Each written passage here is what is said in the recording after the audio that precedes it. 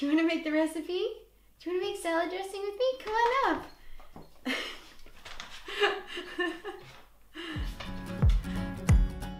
Hey you guys, it's Tara here from Raw Food Livin', and I am here with Pepsi, and we are going to make my favorite salad dressing and salad. You guys have been requesting this recipe. I have included it so many times in what I eat in a day videos.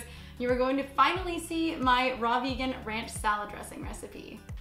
Okay, so I'm here in my tiny home, and I thought I would just hang out and chat with you guys while I make my salad dressing recipe. Here are the ingredients. I've got about 1.5 cups to 2 cups of cashews, some herbs and spices here. I've got 1 date, 2 large cloves of garlic, a bunch of dried dill, maybe like 1.5 tablespoons of dried dill, and a teaspoon of white pepper because it's actually really hard to find black pepper here in Sweden. Then I've got 1 zucchini chopped up, 1 large lemon juiced, 2 to 3 green onions chopped up, and then 2 large stalks of celery.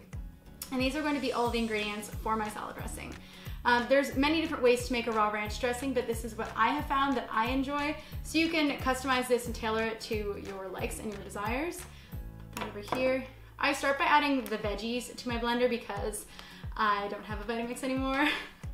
It's really sad, but it's also great that I was able to find a relatively affordable blender here in Sweden. And this is what I'm going to use to blend up my salad dressing. Now, it does not make it as creamy as the Vitamix.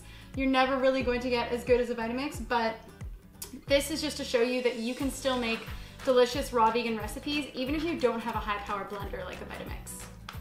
One trick if you are making a recipe in a blender like the one I have here, and this, I don't even know what brand it is, it's just something you can buy in Sweden, I'm pretty sure it's exclusive to Sweden, is to put in the veggies first. You don't want to add in the nuts first. I mean, you could do that in a Vitamix as well, but it's just going to be a lot easier to blend if you put the easier to blend items at the very bottom. Takes a little bit longer to blend than when you're using a Vitamix, but it still makes a relatively creamy and delicious dressing as well. This dressing is so flavorful, and that's one of the things that I love most about it. When I first found the 80-10-10 lifestyle, I wanted to enjoy all of the recipes included in the 80-10-10 diet book and all the other things I was seeing posted online, like on YouTube, but I just didn't enjoy them. I like a lot of flavor in my food, and all of the dressings, especially ones without fat, just didn't appeal to me, and I didn't enjoy them. And for a long time, I had to force myself to eat that way because if I wasn't enjoying my food, I thought, what's the point?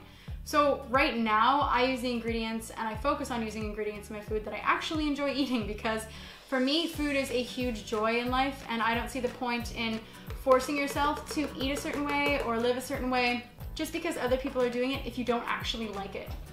So I eat raw, and I make, 5 days or 4 days worth of salad dressing like this because I actually love it. If I didn't love it, I wouldn't be eating this way, and I don't suggest you try it unless you love it. If you do love it like me, then all the power to you. You might also enjoy this dressing. So as you can see, it makes quite a bit.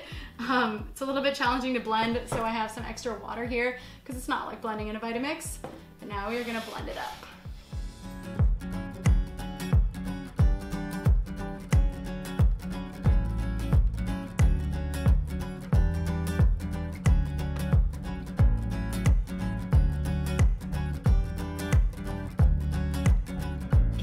All done.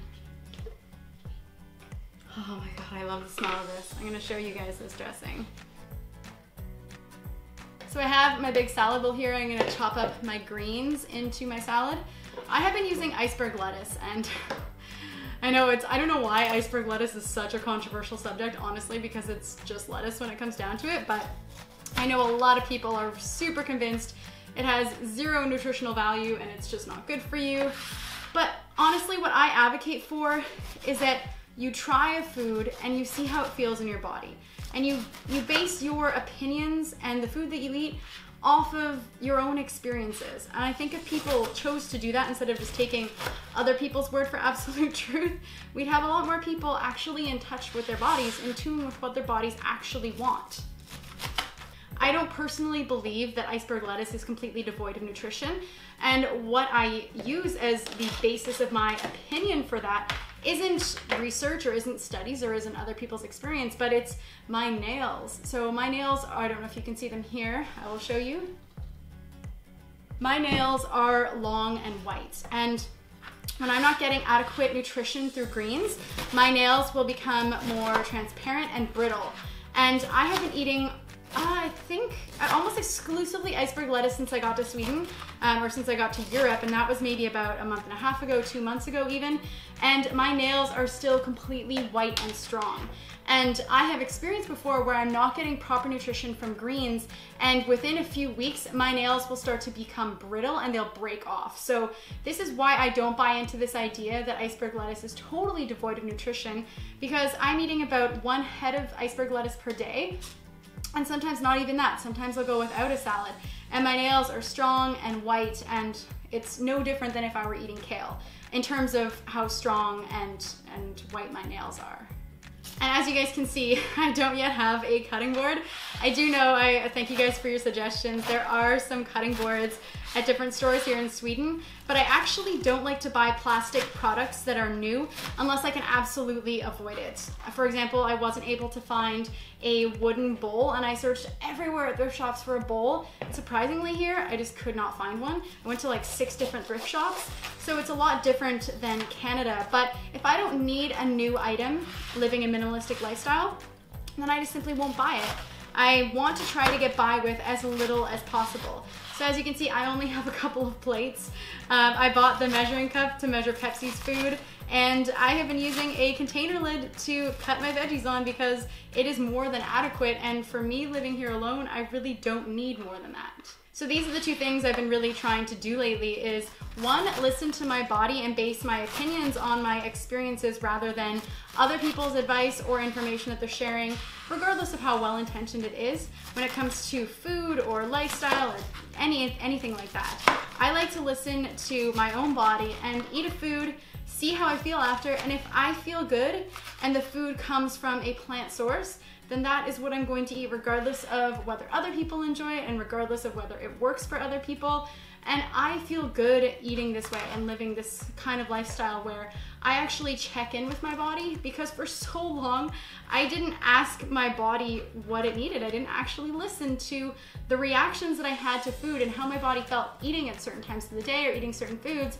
I just took other people's advice, even though a lot of it was great advice and it really worked for them, but I made the assumption that it would work for me because it worked for them. And so now I am so much more in tune with my body, and it feels so much better to be in tune with my body.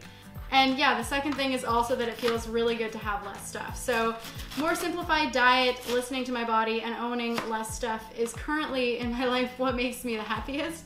So that is what I'm doing.